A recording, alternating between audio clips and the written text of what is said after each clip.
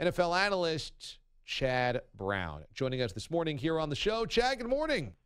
Good morning, D.A. How you doing, man? I'm doing great, man. It's always a good morning when we get to catch up with you. And, you played in a different era than we play in now. Played in the 90s. That was real rough and tumble. 2000s as well. Different than it is 10 years later. When you see what happened on Monday night and you see the suspensions handed down, how do you feel having played in a different era of the NFL? I love football, and I want football to continue to exist. And now that we know what we know about head injuries and concussions and the long-term effects, and we've, interviewed guys who are suffering from their time in the NFL, there's visual evidence.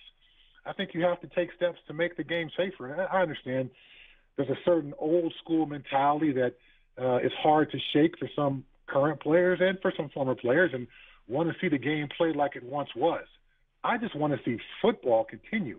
And 20 years from now, 25 years from now, I love for there to be football. And the moms of America and the dads of America who saw the Monday night game with Ryan Shazier going down and then the two ugly helmet-to-helmet hits, that doesn't help the case for football 20 years from now. So things we can do to make the game safer, punishing players by suspension, I think is necessary to, again, have football in 25 years.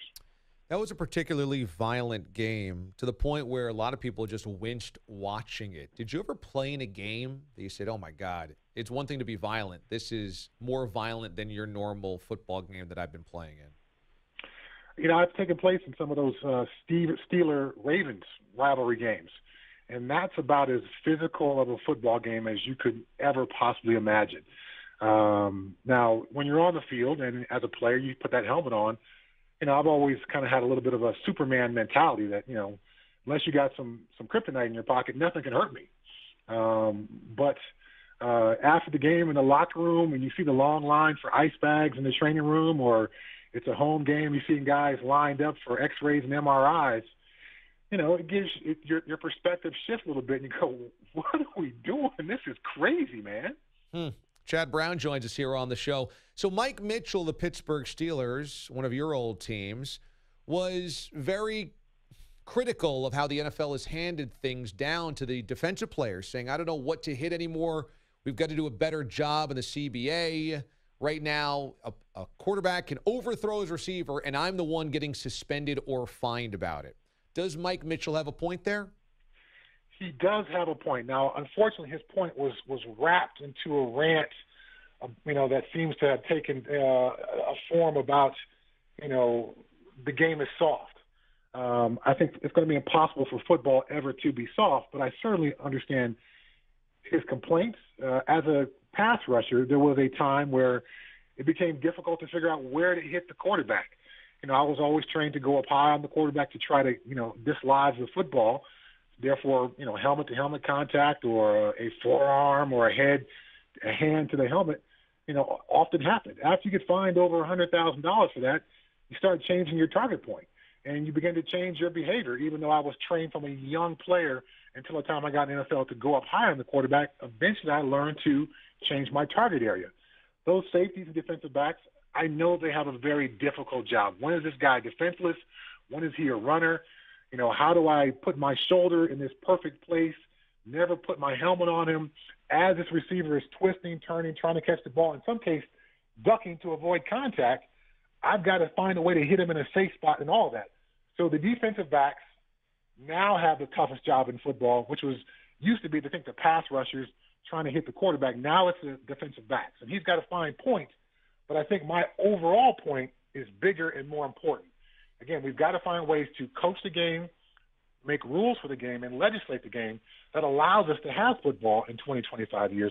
Because if we don't, mom is never going to let little Timmy play, or dad's not going to let little Peter play because they see what happens on Monday nights. So you've got to find a way to bend these rules and get these players to understand them and play within them for us to have a game.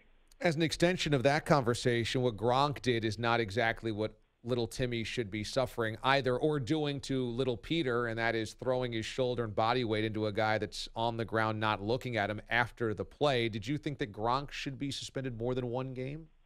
Absolutely. I think there needs to be a clear line between something that happens in the course of a football play versus something that has nothing to do with football. You know, of course, Gronk happened on the football field, and he was retaliating for some things that happened on the football field.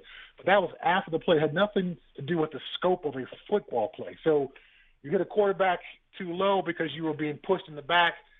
That's in the scope of a football play. You're a safety coming up to hit a receiver across the middle, and he ducks and brings his head down to now where your helmet or shoulder is. That's in the course of a football play.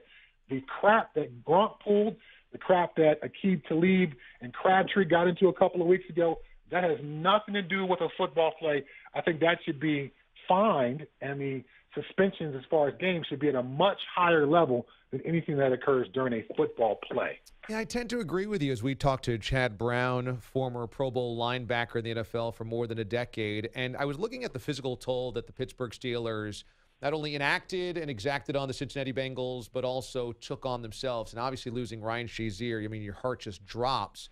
But also just the pounding that you take playing in the AFC North. You played in some rough and tumble divisions as well. And you've also played for the New England Patriots, where they've kind of waltzed through their division year after year. Are the Pittsburgh Steelers at a competitive disadvantage when they get to January because they've had brutal games against the Bengals, again, two against the Bengals, two against the Ravens, versus a Patriots team that might be fresher, or are they more battle-tested? I think it depends on just kind of the flip of the coin as far as the health of that particular Pittsburgh Steelers team. There's been some years where, you know, we've been incredibly lucky and been healthy heading to the playoffs, and therefore they were just simply tougher and more, to your point, battle-tested than the teams they faced. There's other times where the attrition of that AFC North takes its toll, and you begin to lose players, you begin to lose depth. So by the time you get in the playoffs, maybe you've got some guys who are fresh enough to compete, but now you're also out there with backups who just aren't to the same level. So I know the physical nature of play is something that Mike Tomlin enjoys. That's part of the Pittsburgh Steelers' identity. But I think it's a double-edged sword. And sometimes it cuts for you, and sometimes it cuts against you. But I think it would be impossible to separate that style of play, that mindset going into a football season and how they prepare and how they want to be a football team from the Pittsburgh Steelers. They're always going to be a physical team. And when you play in that division, I think in order to beat the Ravens and win that division, you've got to be the more physical team. Before I let you go, you've done a lot of work for college football analysts as well, for college football analysis. I always love picking your brain on this. You followed the Pac-12 very closely. There was an argument to be made, I think, going into the college football playoff that Ohio State deserved in over Alabama because Ohio State won its conference. But there were Pac-12 people saying, well, hey, USC won its conference as well, only had 2 losses as well, and didn't suffer the indignity of losing by 31 points against a team like Iowa. Do you think there was a case to be made for USC getting into the Final Four? I do work for the Pac-12 Network. I called a number of games with them. I called a USC game this year. But I've also called a game for Alabama and for Michigan and Wisconsin and Oklahoma State, Penn State. I've so called a number of those teams that were, you know, in that top 10 all year long. And just from my eyes, from what I saw on the field, Alabama was clearly a better team than USC, a better team than Ohio State.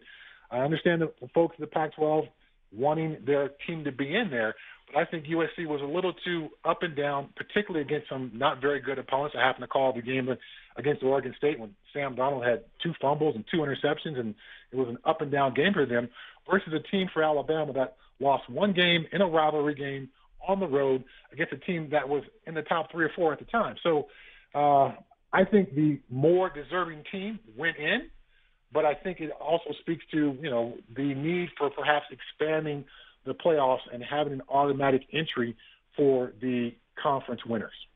Chad Brown, a former Pro Bowl linebacker for the Steelers, the Seahawks, played a long time in the NFL, also a Colorado Buffalo great. And, hey, man, I always love our conversations, but I want to say congratulations, member of the 2017 CU Athletics Hall of Fame. That is so cool, man. Congrats. Well, thank you very much. It's a real honor to go in with a a lot of players went to University of Colorado and saw their pictures and photos on the wall, and now I get to be in that same place with them. It's a very, very special thing. I'm quite proud of it, and also humbled by the honor for a kid who showed up at 207 pounds to play linebacker in the old school Big Eight. I'm surprised I survived long enough to even get the honor. Really cool, man. Well deserved. Well deserved. Follow Chad on Twitter at ChadBrown94. Man, I always love our conversations. Thanks so much for picking up the phone for us a couple of times this year in 2017. Hopefully we'll do it again in 2018, buddy. Thanks so much. Sounds good. Thanks, DA. Appreciate it. You got it. Chad Brown joining us here on the DA Show.